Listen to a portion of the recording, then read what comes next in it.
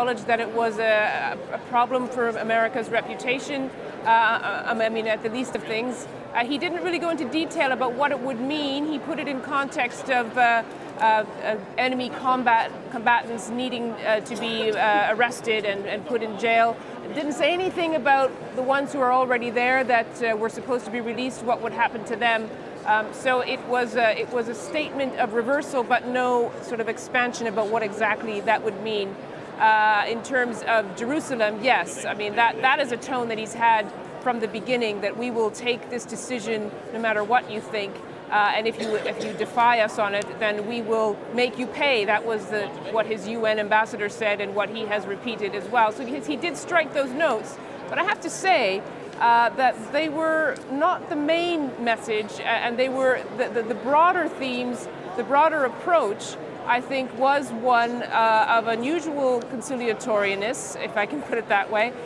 He was on message throughout. He had a very sort of well-paced delivery, several times speaking about unity, several times reaching across the aisle to the Democrats, and also wrapping up with this feeling or this sort of broader American theme, saying, you know, hearkening to joint historic moments, heroes, icons, and in the end saying it's the American people who make America great again. That sort of approach, I think, went down very well, certainly amongst the Republicans, and could be appreciated by some, although not all Democrats.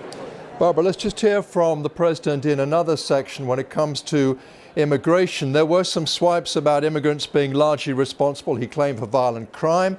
He said Americans are dreamers too. Then he outlined how his America First agenda will guide his strategy and called on both parties to come together on the issue. The United States is a compassionate nation. We are proud that we do more than any other country anywhere in the world to help the needy, the struggling, and the underprivileged all over the world. But as President of the United States, my highest loyalty, my greatest compassion, my constant concern is for America's children, America's struggling workers, and America's forgotten communities. I want our youth to grow up, to achieve great things. I want our poor to have their chance to rise. So tonight I am extending an open hand to work with members of both parties, Democrats and Republicans, to protect our citizens of every background, color, religion, and creed.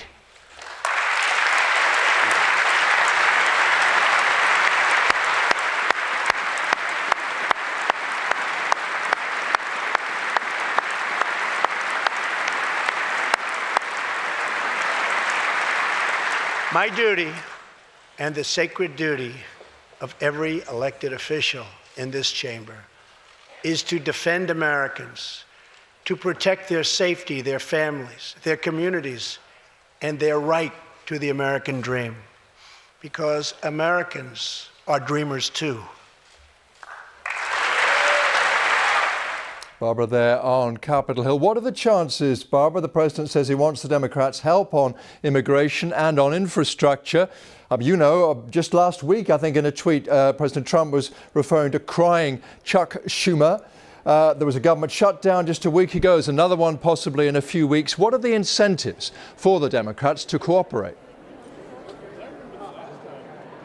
Well, I think this was going to be a tough sell anyway, because it's been a very divisive issue, the immigration question, and the proposals that Mr. Trump talked about in his speech had already been out there.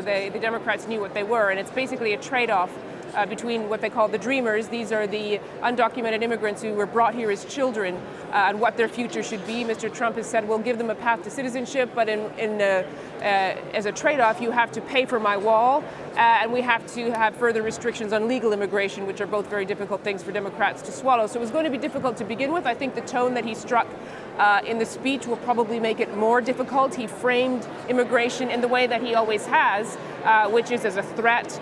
He talked about drugs and gangs pouring over the borders.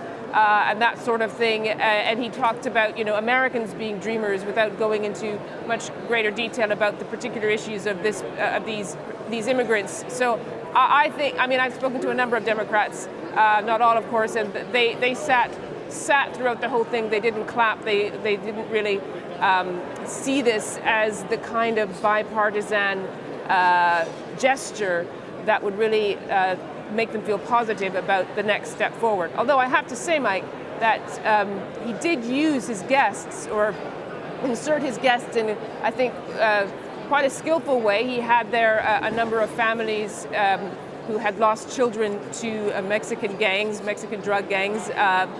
They were crying. They got a standing ovation, and he did that throughout the speech. Actually, bring in guests in ways I think that illustrated his points quite effectively from time to time.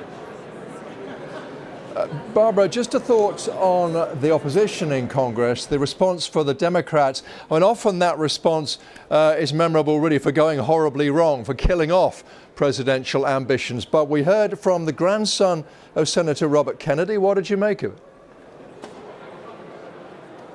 Yeah, it's interesting, isn't it, that they would have chosen Robert Kennedy III. He's quite young. He's not even 40. And, you know, the leadership of the Democratic Party is older, if not elderly. So I think the choice of him was to send a message of renewal and energy and youth. Don't forget, Mike, this is an election year, and so this is all setting the stage for campaigning coming up for the midterms, of course. And then he delivered his message in a blue-collar town, in a vocational school, and he talked about the economy, and he made the contrast between Mr. Trump's agenda and the Democrat agenda. So he talked about issues like health care that would be merciful. He talked about a living wage, the kinds of things the Democrats push on the economic side. And so again, that was setting the tone for the way I think the Democrats will campaign, that they'll put economy out there in a way that perhaps Mr. Trump would not. So that was very much calculated, I think, to send a couple of different messages. And, you know, the nod to the dynasty, the Kennedy dynasty. Now, you might say that went rather badly wrong with the Clinton election. The Clinton dynasty didn't get much further, if you can call it a dynasty. But, you know, this one was remembered probably a bit better than that one. So that might also help him in the end. Very, very briefly, Barbara, if you can. Any surprise there was just the one mention of Russia, no mention at all of Russia's attempts to subvert American democracy? No, I'm not at all surprised. I think that was the elephant in the room, but I think that Mr. Trump would have been advised and made the decision not to bring it up. This was a speech about Mr. Trump being a winner, being a president, not somebody who was being investigated for any sort of collusion with Russia. Barbara, on Capitol Hill, thank you very much indeed. And for more on President Trump's State of the Union address, do go to the BBC News website. There is full background and analysis there. Just go to bbc.com/news and follow the links. You can get in touch with me and most of the team on Twitter. I'm at BBC Mike Embley. That's about it for now. As I say, much more for you anytime on the BBC website. Thank you for watching.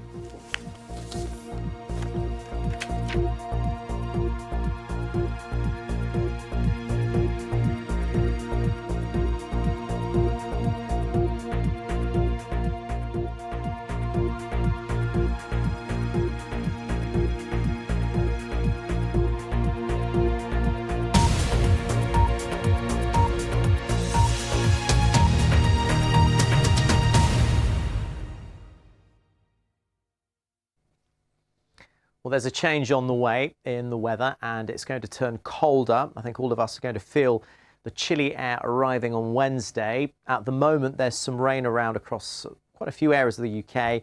Snow too falling across parts of Scotland as this cold air all the way from the Arctic is starting to set in.